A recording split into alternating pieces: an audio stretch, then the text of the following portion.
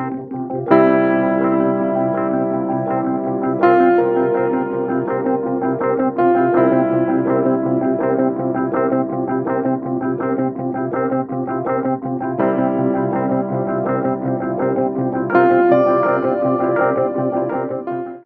वालेकुम नाजरीन, मैं हूं आपका होस्ट बाबर रियाज और आप देख रहे हैं प्रोग्राम पढ़ा लिखा पाकिस्तान।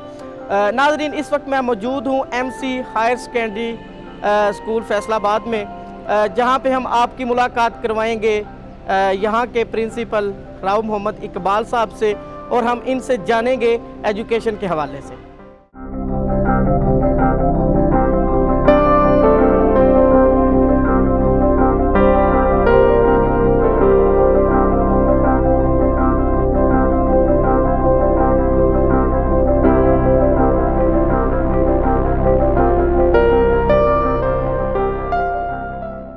जी बिल्कुल नाजरीन, इस वक्त हम मौजूद हैं मोहम्मद इकबाल राव साहब के पास, जो कि प्रिंसिपल हैं MC higher secondary government school Faisalabad.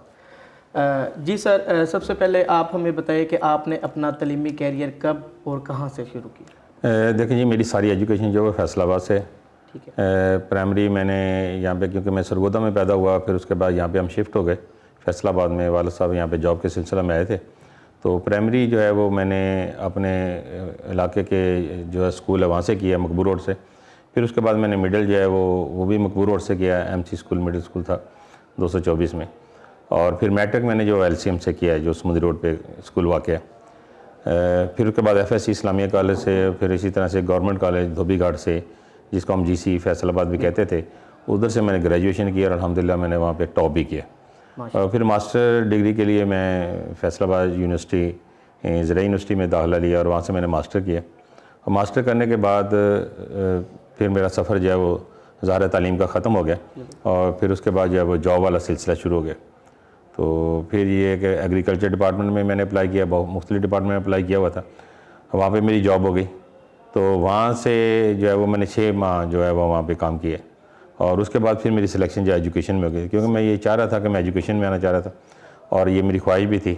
तो फिर मैं जो है वो वहाँ से स्विच ऑफ करके तो मैं इस साइड पे आ गया। सर, एजुकेशन के अलावा आपकी कौन सी ऐसी हॉबीज़ हैं जिसमें आप मसरूफ़ रहते हैं? देखें जी, मेन तो मेरा जो है ओढ़ना बिछोना जो है वो तो एजुकेशन ही है। ठीक है, एजुकेशन के अलावा जो है वो ज़ाहिर है कि अब ये एजुकेशन है तो फिर बच्चों को पढ़ाना लिखाना, उनकी तरबियत करना। मैं ये चाहता हूँ कि बच्चा जो है वो सिर्फ पढ़ा लिखा ना हो बल्कि तरबियत याफ्ता भी है। और ये अल्लाह का शुक्र है कि मेरे जितने भी स्टूडेंट्स हैं अल्हम्दुलिल्लाह, और ये एक नहीं है, हज़ार नहीं बल्कि लाखों में, उनकी जो है एजुकेशन के साथ साथ तरबियत भी की है। और मैं चाहता ये हूँ कि यानी कि तरबियत याफ्ता जो है बंदा जो है वो माशरे को जो है संवार सकता है, माशरे में बिगाड़ नहीं पैदा होने देगा। एक बंदा भी अगर सुलझा हुआ हो तो वो हज़ारों को आगे जो है ना वो तरबियत दे सकता है। तो लिहाजा इस लिहाज से मेरी जो ख्वाहिश यही रही है कि हमने बच्चों को अगर एजुकेशन दी है तो साथ में उनकी तरबियत भी करें।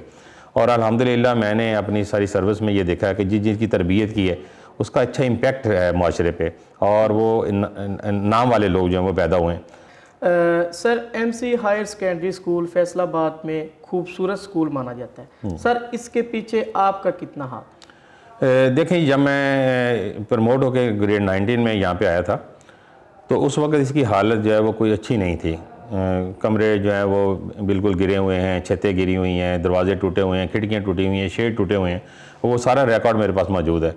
फिर देख के दुख भी होता था, क्योंकि इसका नाम बहुत अच्छा था, ये बहुत तारीख़ी नाम है। ये दरसगाह जो है ये अजीम, यानी शहर के लिहाज से ये अजीम तस्वर की जाती है यहाँ पे, क्योंकि बहुत सारे जर्नल पैदा किए हैं इस अदारे ने, डॉक्टर, इंजीनियर्स, ब्यूरोक्रेट्स, फिर उसके बाद पार्लियामेंटेरियंस। तो यहाँ से जब पढ़ के गए थे तो इसका एक नाम था। लेकिन जब मैं यहाँ पे एज ए प्रिंसिपल ज्वाइन करने के लिए आया तो मैंने देख के इसकी दर दीवार से बड़ा दुख हुआ था कि ये इदारा जो है वो उस अपनी साख खो बैठा है, तो इसके लिए मुझे काम करना पड़ेगा। तो क्योंकि ये बड़ा अदारा था, इसके लिए काम के लिए भी वक्त चाहिए था।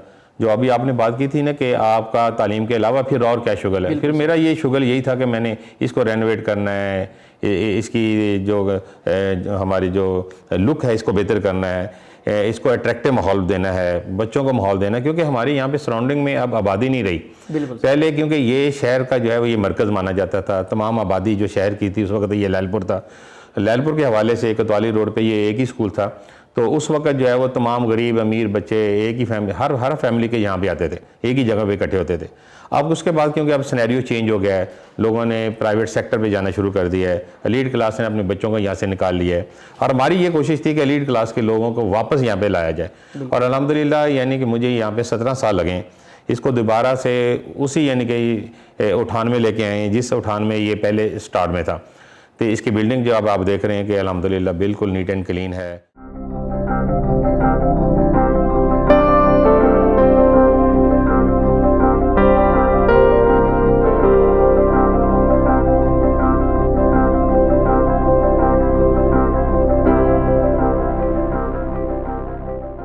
तो सर हुकूमत को कौन सी ऐसी पॉलिसीज़ बनानी चाहिए कि वो अपनी डिग्री के फ़ौरन बाद कोई ऐसी अपॉर्चुनिटी जो अवेल करके अपने रोज़गार जो है वो अच्छे तरीके से चला सकें? देखें, ये हुकूमत पंजाब और हुकूमत पाकिस्तान ख़ुसूसी तौर पे ये चाहिए ये है कि जब भी वो कोई पॉलिसी बनाए तो इस तरह से बनाए कि आया कि हमारी डिमांड क्या है, हमारा मुल्क जो है वो किस तरफ जा रहा है और हमें क्या करना है।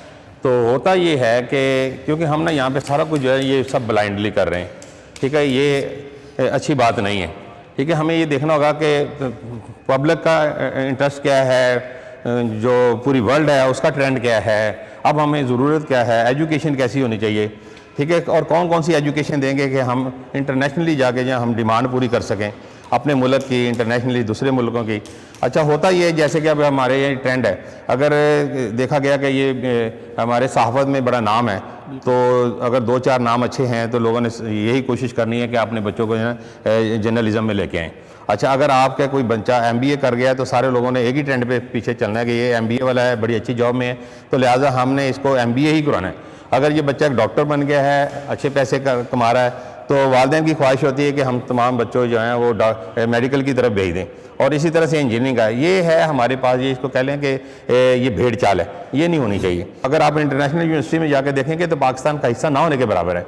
हमें साइंसदान प्रोड्यूस करने हैं, हमें यहाँ पे फंडिंग करनी पड़ेगी, यूनिवर्सिटी में फंडिंग करनी पड़ेगी, रिसर्च करना पड़ेगी, और फिर ये देखें हमारे पास ये लैब है, यहाँ पे बच्चे मैक्सिमम अपना वक्त गुजारें, ठीक है, कुछ लोग यानी सोशियोलॉजी पढ़ें, ये नहीं। लेकिन अभी आप देखें कि जब यहाँ पे किसी एक जॉब के लिए अप्लाई किया जाता है तो हमारा जो स्टूडेंट है उनका इतना रश होता है कि 1 या 2 सीटों के एंगेज 15-15, 20-20 हज़ार एप्लीकेंट्स होते हैं। अब देखना ये है कि क्या अब एक ऐसा स्कूल है जिसके अंदर तादाद 500 है तो उसके लिए भी IT का एक ही टीचर है, और एक ऐसा स्कूल है जहाँ पे 4000 तालिब इल्म है, उसके लिए भी IT का एक ही टीचर है, और वहाँ पे भी कंप्यूटर की तादाद 10 से 12 है, और यहाँ पे भी तादाद जो है वो 10 से 12 है। लेकिन हमारे पास प्रॉपर एजुकेशन देने के लिए सिर्फ एक टीचर है जो इनकी ज़रूरत पूरी नहीं कर पाएगा। ठीक है, हमें जो है वो IT टीचर की तादाद बढ़ानी चाहिए। हमें आर्ट्स के जो सब्जेक्ट हैं, जो अब जिस तरह से कि आप कॉलेज में जाएं तो पर्शियन है, अरेबिक है, ठीक है, वो 2-2, 4-4 लोग होने चाहिए जो लोग लैंग्वेज सीखना चाह रहे हैं, उनके लिए ये सहूलत होनी चाहिए। एजुकेशन में सबसे बड़ा जो मसला फ़िलहाल हमें स्टूडेंट्स की डिमांड है जी कि ऑनलाइन स्टडी सर, इसमें इस तरह है कि कोई भी सब्जेक्ट्स जो रेलिवेंट भी हो तो उनको सर समझ नहीं आती। तो सर ऑनलाइन स्टडी को आप कैसे देखते हैं अपनी नज़र में? देखें जी, हमारा क्योंकि हम गरीब मुल्क से तल्लक है, हमारे पास फंडिंग की कमी है, हमारे पास लैपटॉप नहीं है बच्चों के पास, हमारे पास बच्चों के पास एंड्रॉयड मोबाइल नहीं है, उनकी फैमिली के पास मोबाइल नहीं है। ये निज़ाम उस वक्त तक कामयाब होगा जब तक ये सहूलतें हैं वो बच्चों तक पहुँचेंगी। ठीक है, हमारे पास इंटरनेट का जो प्रॉब्लम होता है, ठीक है, अब हमारे पास अगर ये स्कूल है तो हम एक लिमिट में जो है हमने कनेक्शन लिया हुआ है, हम कितना अफोर्ड कर सकते हैं, हमारे पास बजट कितना है, इसी तरह से बाकी मामला हैं। क्या हम ये जो है वो इंटरनेट से कनेक्ट हो सकते हैं? ठीक है, प्रॉब्लम वही है जिस तरह से मैंने अभी कहा था कि हमारे पास IT का एक टीचर है, हमारे पास IT के यहाँ पे 4 से 5 टीचर कम से कम होने चाहिए, कम से कम। वैसे तो इससे भी ज़्यादा हो तो उसकी डिमांड है, ज़रूरत है, लेकिन क्योंकि अभी हम एक से गुजारा कर रहे हैं, फिर उसके पास बोझ बहुत है।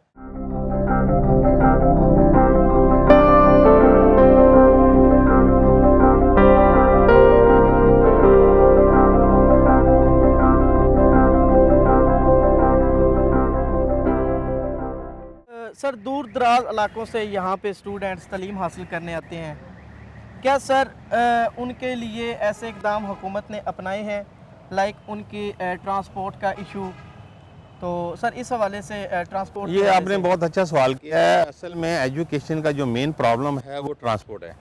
अगर आप यहाँ पे बच्चे को पिक एंड ड्रॉप की सहूलत दे दें तो आपका एजुकेशन रेट जो है वो दिनों में बढ़ जाएगा। यहाँ पे पब्लिक ट्रांसपोर्ट नहीं है फैसलाबाद में, कोई सहूलत नहीं है, लेकिन लोग जो है वो अपने तौर पे या तो बाइक इस्तेमाल करते हैं, अगर वो बाइक नहीं अफोर्ड कर सकते तो वो बेचारे चिंगची इस्तेमाल करते हैं। अब चिंगची जो है वो उसका किराया मिनिमम जो है वो 30 रुपये है। अगर एक बच्चा जो है वो डेली जो सफ़र करता है तो वो 30 रुपये आने के और 30 जाने के 60 रुपये, यानी एक बच्चे पे कम बेच जो है वो 1500-2000 रुपया जो है वो ट्रांसपोर्टेशन पे लगता है। ठीक है, अगर वो 4-5 भाई हैं तो इसका मतलब ये है कि 8-10 हज़ार रुपया उसकी ट्रांसपोर्टेशन पे लगता है। जब तक हुकूमत जो है वो ट्रांसपोर्ट जो है वो फराहम नहीं करेगी, एजुकेशन का रेट जो है वो उस तरह से नहीं आएगा जिसकी हम तवक्को रख रहे हैं।